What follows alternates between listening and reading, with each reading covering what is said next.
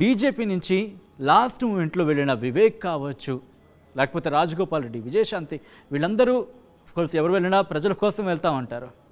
ఆ ముగ్గురు నలుగురు వెళ్ళిన తర్వాత కూడా ఈటల రాజేందర్ ఎందుకు వెళ్ళలేదు? ఆఫర్ వచ్చింది ఈటల రాజేందర్కి అనే మాట కూడా వినిపించింది. ఎవరిచ్చారు ఆఫర్, ఏంటది? అట్లా కాదండి, యాక్చువల్గా మేమందరం మిత్రులం.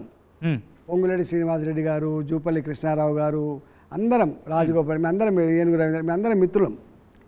జనరల్గా ఎప్పుడో ఒకసారి చర్చకి ఇదే, ఇప్పుడు ప్రజాభిప్రాయాన్ని చర్చించుకుంటూడే పొలిటికల్ లీడర్, ప్రజాభిప్రాయాన్ని గౌరవించడం కూడా లీడర్, గుర్తుపెట్టుకో. అందరూ కింద నుంచి ఏమొస్తుంది, అరే ఏది వీళ్ళు ఊకే స్టేట్మెంట్ ఇస్తున్నారు. ఏమని, ఈ టిఫిన్ బయటలు పెట్టుకొని ఆ బయటలు పెట్టి బయటకు పోయి బయటలు ఏమని ఇస్తున్నారు, ఈ కవిత ఇష్యూ మీదనే ఇస్తున్నారు ఇప్పుడు.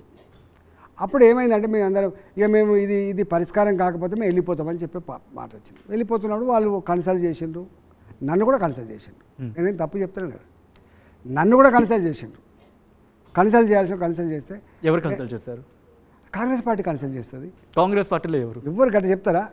కాంగ్రెస్ పార్టీ కన్సల్ట్ చేసింది, తప్పేమంటున్నారు. ఈటల రాజేందర్ కాంగ్రెస్ పార్టీ వాళ్ళు నన్ను కన్సల్ట్ చేసిండ్రు. 9-10 నెలల క్రితం కన్సల్ట్ చేసిండ్రు. కన్సల్ట్ చేస్తే నేను చాలా బాధ్యతలో ఉన్నా. నేను ఏ హైకమాండ్ అయితే నన్ను గుర్తించి గౌరవించి నాకు ఈ పదవి కట్టబెట్టిందో నేను అంత ఈజీగా ఉండదు. ఒకవేళ రావాలంటే కూడా అందరి లెక్క టక్కన పోయి రాజీనామా, ఏదో దొంగ రాజీనామా పంపించి జైన్ అవ్వడం ఉండదు. మా హైకమాండ్ని అడిగి జైన్ అవుతా అని చెప్పిన నేను. ఏ ఆఫర్ ఇచ్చారు మీకు?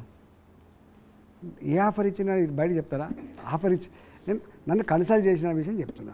నేను మా హైకమాండ్ కూడా చెప్పిన, ఇట్లా కన్సల్ట్ చేస్తున్నారు అందరినీ, నన్ను కూడా కన్సల్ట్ చేసిండ్రు, గిగి ఆఫర్స్ ఇస్తున్నారు అని చెప్పిన నేను హైకమాండ్. ఢిల్లీలో ఉన్న హైకమాండ్కి బాధ్యత చెప్పిన వాళ్ళు అన్నారు సరే మంచిది, మరి ఇప్పుడు ఏం చేద్దామంటే నేనన్నా మీరు సంపూర్ణంగా సపోర్ట్ చేయండి, తప్పకుండా మనకు కూడా మంచి రిజల్ట్ వచ్చే ఆస్కారం ఉంది, మీరు ఎట్లా చెప్తే అట్లా అని చెప్పి నేను సైనికులాగా పనిచేస్తున్నాను.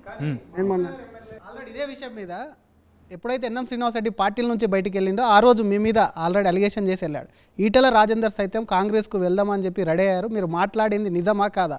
దేనికైనా నేను సిద్ధం, ఈటల రాజేందర్ దీని మీద సిద్ధంగా ఉన్నారా డిబేట్ కానీ చెప్పింది. సెషబిషన్ లేవు శ్రీధర్, సీక్రసీ లేదు శ్రీధర్. బాజాప్తా కాంగ్రెస్ హైకమాండ్ నాతో మాట్లాడింది, అందరం కలిసి పోదామని చెప్పి అనుకున్నాము. కానీ నేను చెప్పిన, మీరు వేరు నేను వేరు. నాకు నేషనల్ ఎగ్జిక్యూటివ్ కమిటీ మెంబర్షిప్ ఉన్నది, నాకు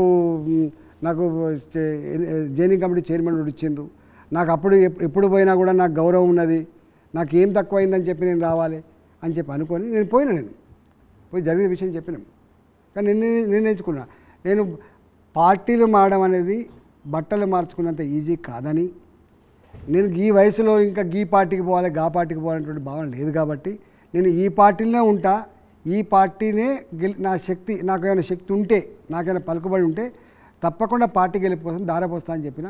గదే పద్ధతిలో హుజరాబాద్లో కరిగిపోతూ కూడా గజ్వెల్లో ముఖ్యమంత్రి గారితో తలపడద్దని చాలామంది చెప్పినప్పటికి కూడా ఎస్, ఈ బీఆర్ఎస్ పార్టీని ఓడగొట్టగలిగే పార్టీ, నిలువరించగలిగే పార్టీ, కేసీఆర్ మీద పోటీ చేస్తున్న పార్టీ భారతీయ జనతా పార్టీ రావాలి. కాబట్టి నేను గజ్వెల్ కింద పోటీ చేసిన కదా, 42 నియోజకవర్గాలు తిరిగినాయి. ఇవాళ చాలామంది అంటారు ఎట్లయింది, కొంతమంది చిల్లరగా విమర్శిస్తూ ఉంటారు, ఈటల వాళ్ళని పోతుంది అట్లా చెప్పండి. మరిన్ని వీడియోస్ కోసం ఛానల్ ని సబ్స్క్రైబ్ చేయండి, లేటెస్ట్ అప్డేట్స్ కోసం వాట్సాప్ ఛానల్ ని ఫాలో చేయండి, అండ్ లింక్ డిస్క్రిప్షన్ లో ఉంది.